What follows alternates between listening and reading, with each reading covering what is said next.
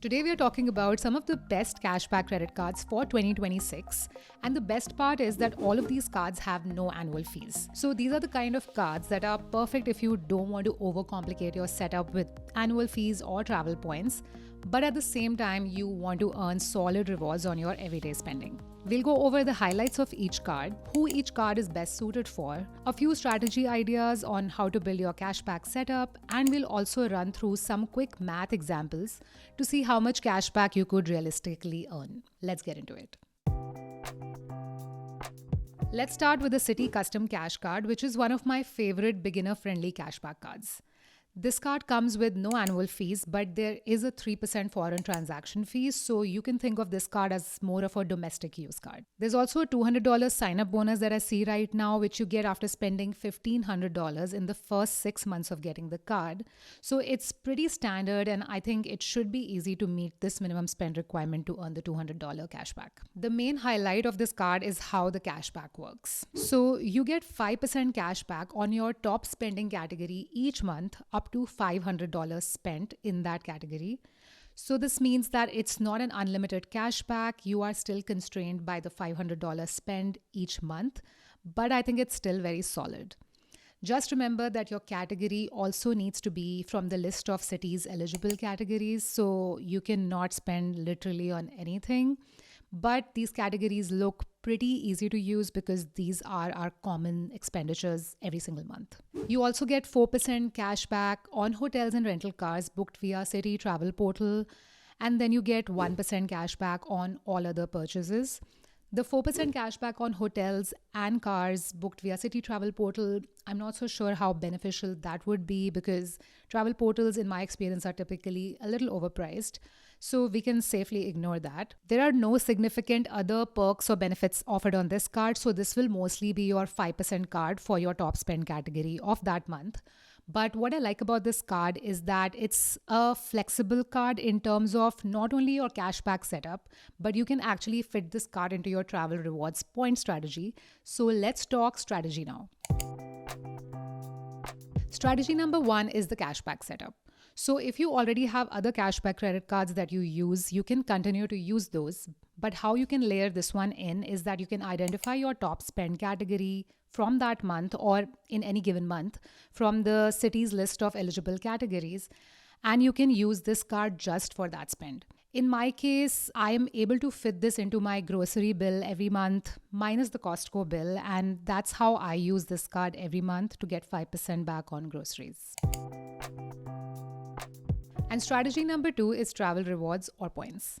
So even though this card is a cashback card, you actually have the ability to convert this cashback into travel rewards or Citi's thank you points, as they call it, if you have other eligible cards like the Citi Straight-Up Premier card or the Citi Straight-Up Elite card. And the benefit to doing that is that you can combine all these points together and then transfer them out to airline or hotel partners, which can get you really solid value if you use your points right. So if sometime down the line you feel like you want to change your setup from cashback to travel rewards, this card can actually help supplement that strategy if you have the Citi Straight-Up cards. In my case, actually, I already have the Citi Custom Cash card that I use for my grocery spend every month, and I do plan to add the Citi Straight-Up Premier card sometime soon so that I can start combining those points and use them with some transfer partners.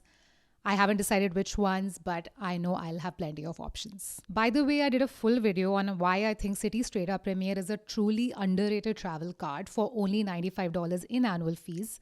If you're curious about that, check that out here. I'll link it up here and in the description box below. Okay, let's run through a quick math example now to see how much cash back you can realistically get back in a year from this card. So let's say you consistently spend $500 a month on this spend category that you identify. Honestly, if it's restaurants or groceries, I think it's much easier to use the $500 in a month.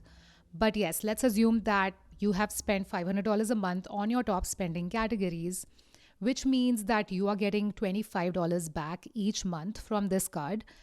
And for the year, you can think about it as a $300 cashback in a year, which I think is really decent for a no annual fee card. And then if you want to think in terms of thank you points or travel rewards, this will actually equate to 30,000 city thank you points, which is also pretty decent if you combine it together with your city straight up premier sign up bonus. I think you can get about 60,000 points. Or when they are offering elevated sign up bonuses, you can get over 80,000 points as well. So in total, you're looking at more than 100K points, and that sounds like a pretty good deal to me.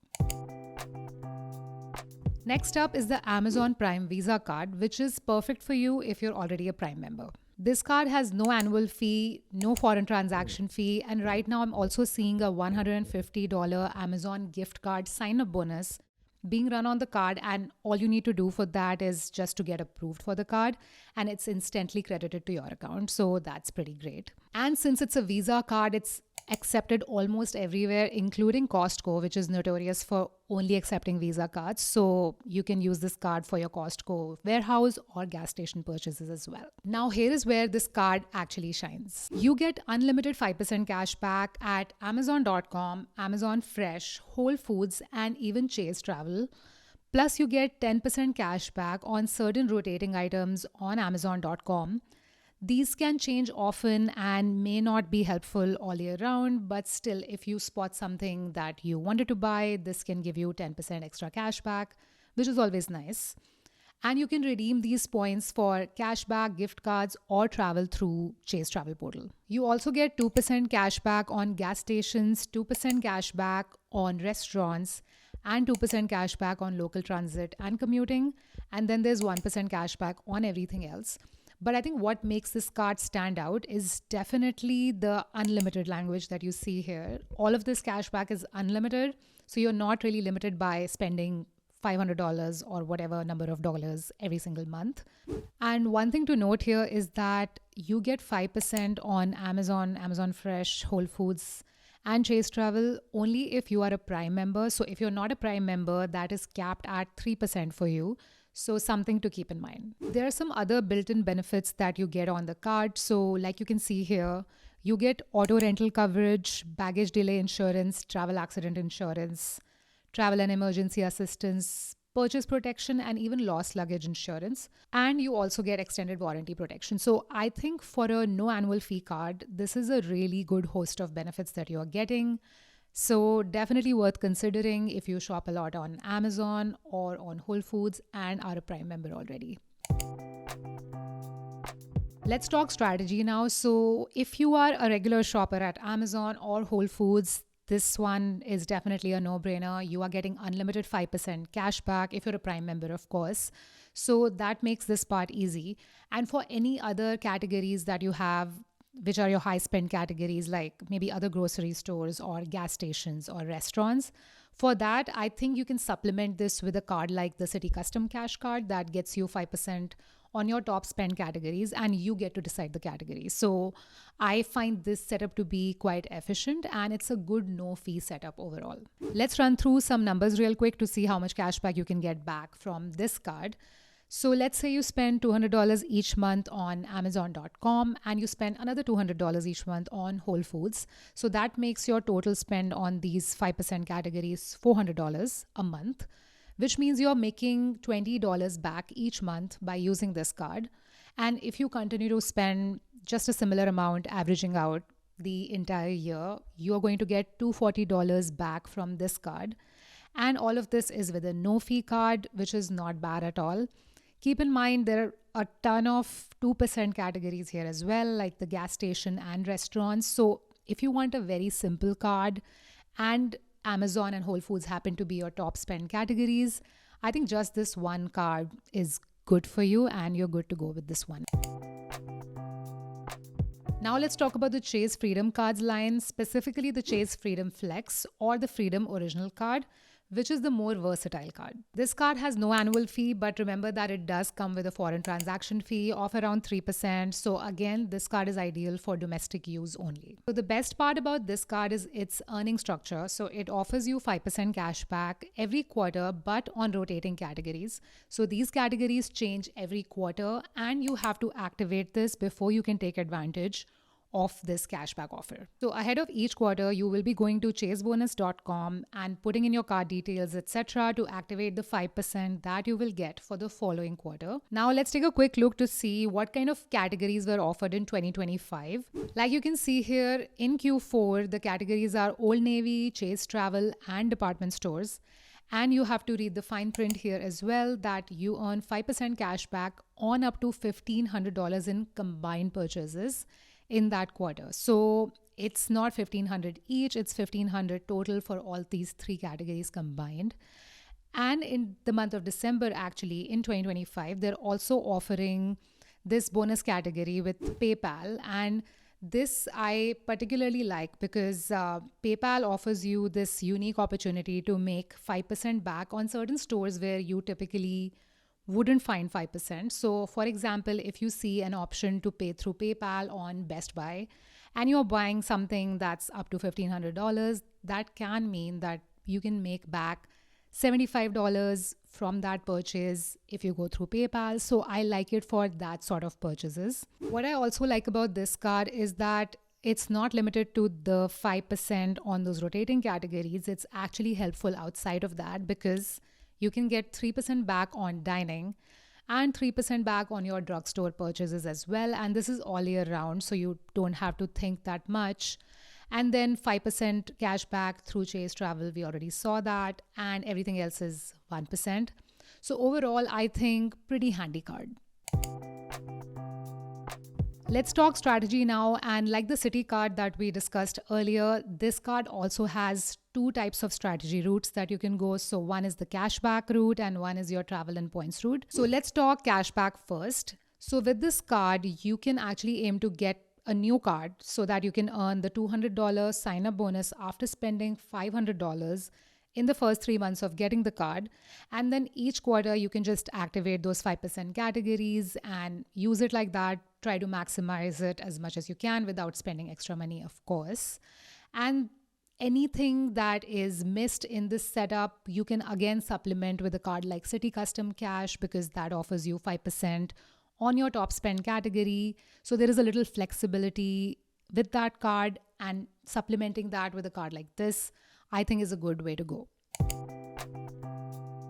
Strategy number 2 is the travel rewards or points strategy. And again, similar to the City Custom Cash, even though this card is technically a cashback card, you can actually convert that cashback to points, and you can combine those points with a card from the Chase Sapphire family, so the Chase Sapphire Preferred or the Reserve, and then you can transfer them out to hotel or airline partners, which can make your points really valuable if you want to use them like that.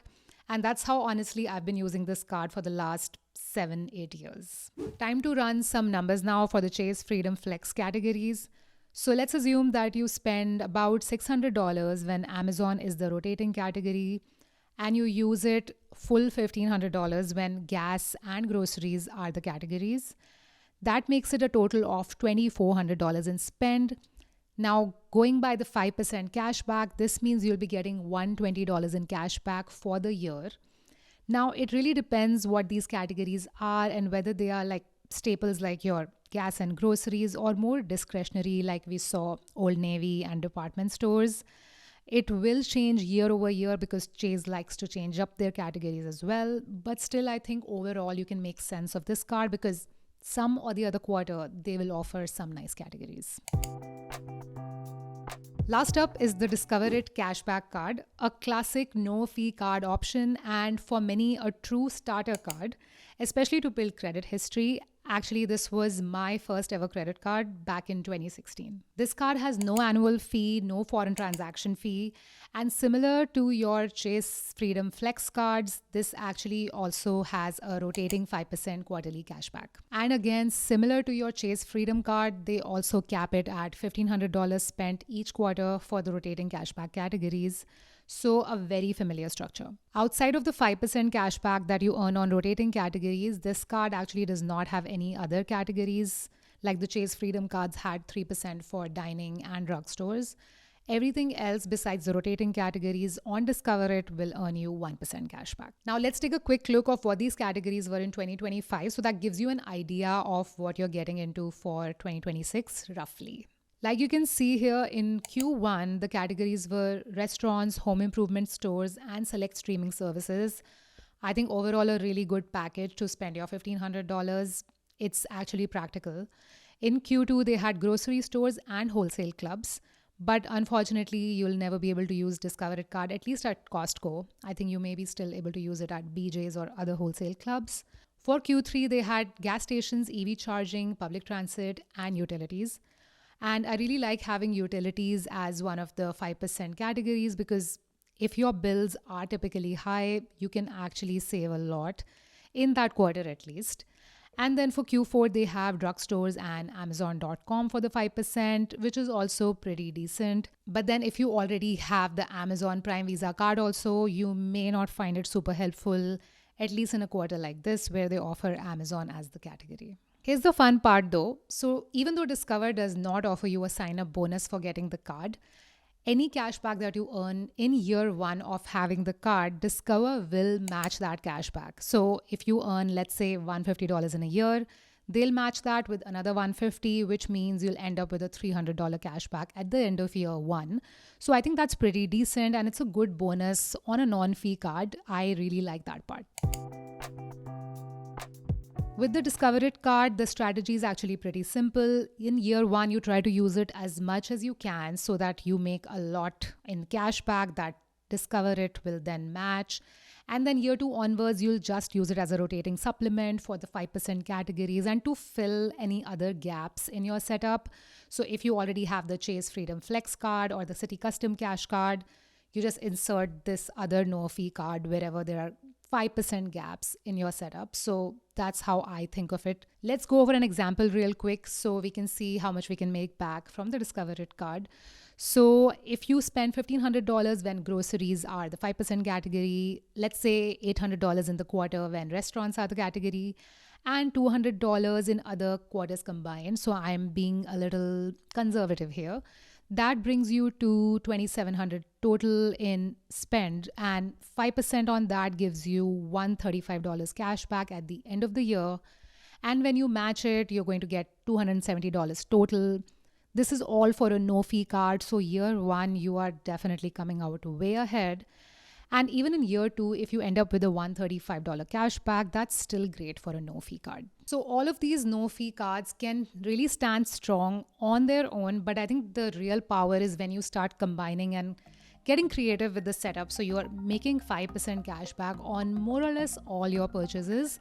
And that's how you can have fun with it. And that's it for this video. If you like this video, I think you'll also enjoy these credit card reviews that I created. So check them out next. Thank you so much for watching again, and I'll see you in the next one.